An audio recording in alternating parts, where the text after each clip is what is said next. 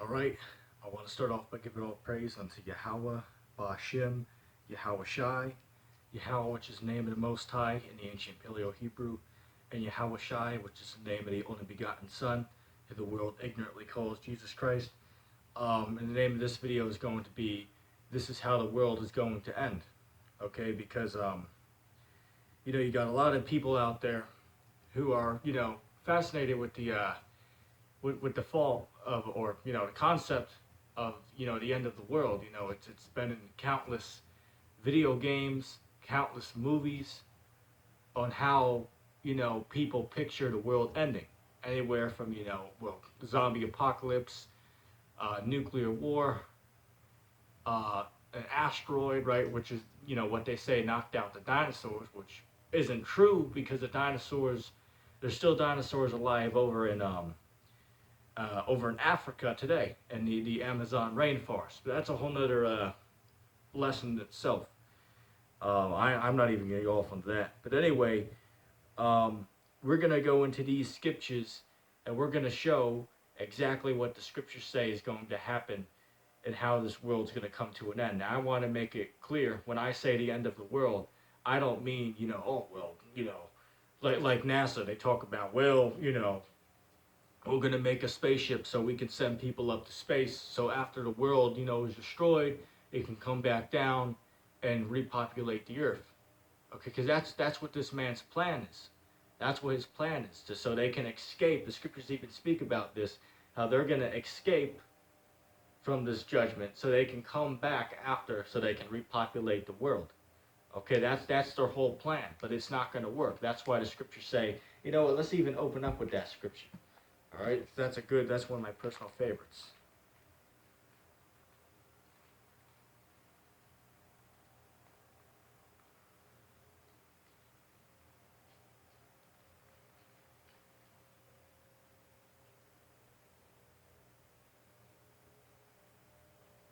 Just hoping I can remember the place that it's at. I believe it's Amos, if I'm not mistaken.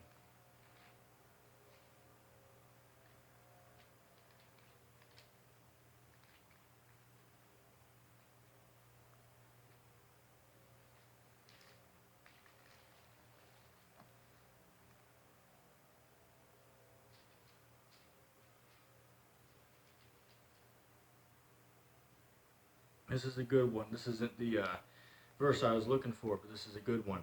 The book of Obadiah, chapter 1, and verse 3. "The pride of thy heart hath deceived thee, thou that dwells in the cliffs of the rock, whose habitation is high, that says in his heart, who shall bring me down to the ground?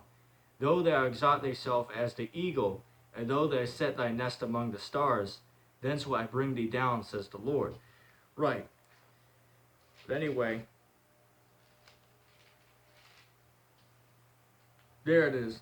That's what I was looking for. Which this also proves that the whole hell thing isn't real. Okay, according to the Bible, where you read about hell, hell either means a condition. For example, I'm in hell. I have no money.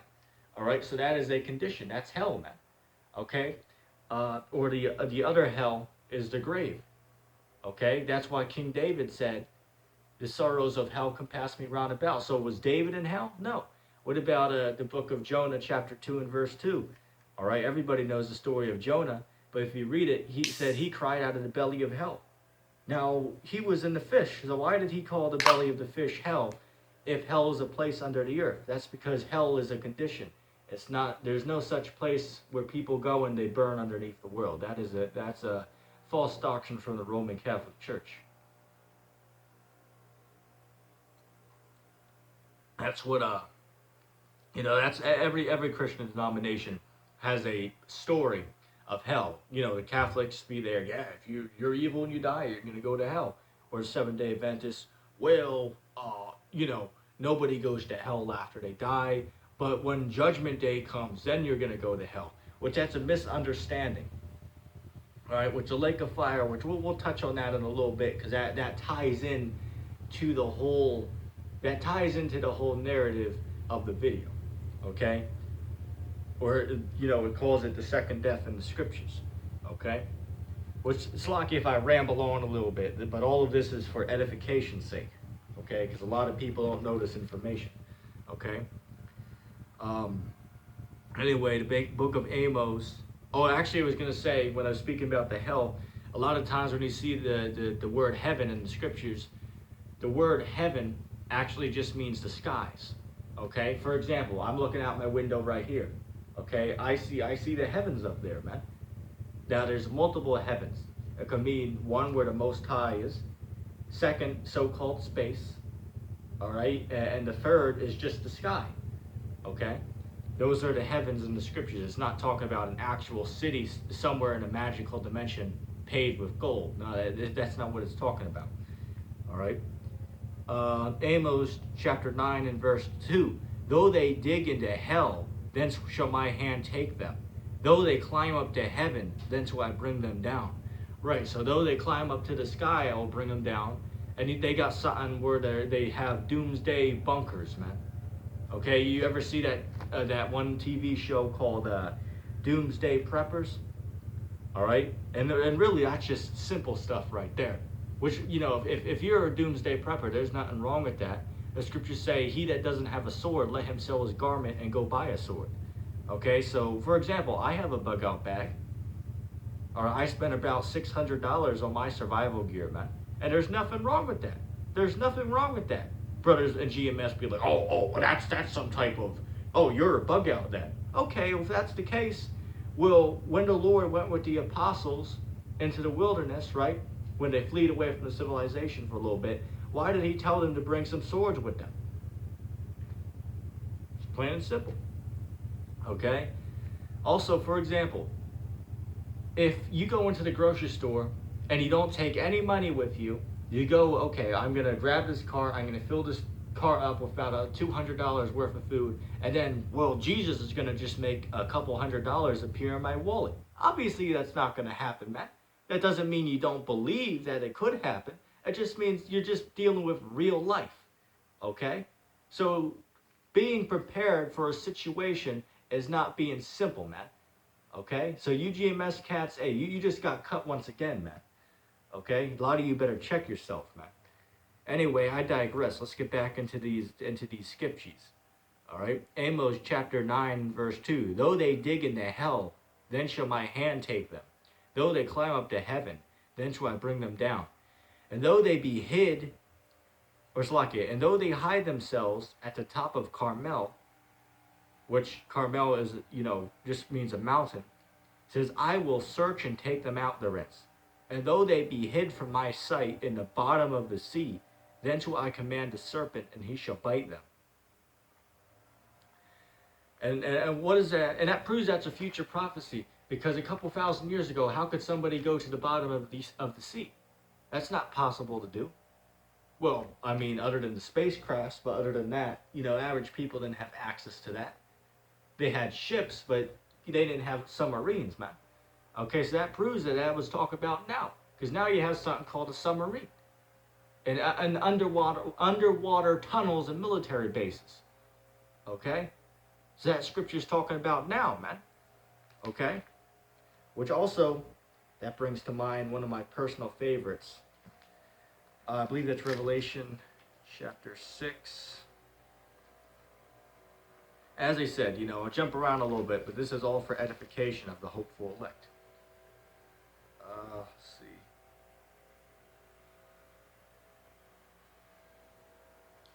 This is the book of Revelation, chapter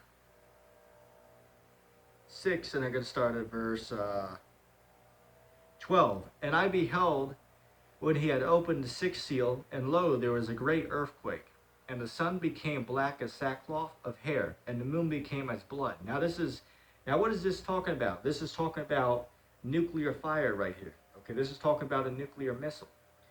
All right, or a nuclear bomb dropping, which I got the scriptures to prove that. It says, and the stars of heaven fell unto the earth, even as a fig tree casts her untimely figs when she is shaken of a mighty wind. And the heaven departed as a scroll when it is rolled together. That's talking about when a nuclear bomb goes off, there's something called a mushroom cloud, which that's even mentioned in the book of I believe the book of John, if I'm not mistaken, which we're going to get there. It says, and the heaven departed as a scroll when it was rolled together, and every mountain and island were moved out of their places, and the kings of the earth, and every great man, and the rich man, and the chief captains, and every mighty man, and every bondman, and every free man, hid themselves in the dens and in the rocks of the mountains, and said to the mountains and rocks, fall on us, and hide us from the face of him that sits on the throne, and from the wrath of the Lamb, or of the Lamb, Slakia. For the great day of his wrath is come, and who shall be able to stand? Right. So you see how all of this adds up together. And I'm going to just show you one more evidence of one of my personal favorites. That you're not going to be able to escape, man. You elites, who people call the Illuminati, you can't escape from this, man. Okay? Jeremiah chapter 16 and verse 16. Behold, I will send for many fishers, says the Lord, and they shall fish them. And afterward I send for many hunters, and they shall hunt them from every mountain and from every hill and out of the holes of the rocks. Right, so that's clearly talking about when you go back to Revelation. It says they hid themselves in the dens and in the rocks, all right, and in the mountains. So the Lord's going to send the elect to fish them out. And what's going to happen to them once they get taken out? You're going into slavery, okay? Scriptures say, Revelation chapter 13, 9 and 10, if any man has an ear, let him hear. He who kills with the sword, he must be killed with the sword. And he who leads into captivity, he himself must be taken into captivity. All right, so you police officers, man, you know, y'all are going into captivity, okay? Y'all are going to be put in jail cells, man. The scriptures say we're going to starve you. The scriptures say they shall be locked up in prisons, and after many days they shall be visited. I believe that's Isaiah 60, if I'm not mistaken. Or it could be Isaiah the 49th chapter. Okay? Anyway, let's get into the main meat of this lesson. Okay? And it's called, This is How the World is Going to End. Okay? Now, I want to first get this. The revelation of St. John the Divine, chapter 1 and verse 1. The revelation of Yahushai, which Yahweh gave unto him, to show unto his servants things which must shortly come to pass. And he sent and sanctified it by his angel to his servant John. Right, so these things are going to come to pass, man. Verse 3, blessed is he that reads, and they that hear the words of this prophecy, and keep those things which are written in this book, for the time is at hand. Okay, now let me just see right here. Let's go to the book of, actually, we don't need that scripture. Zechariah chapter 14, verse 12.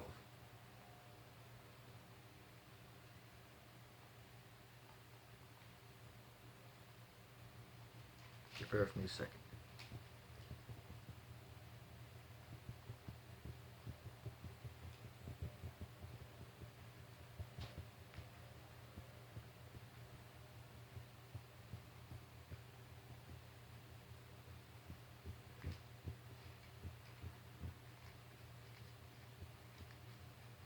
There it is.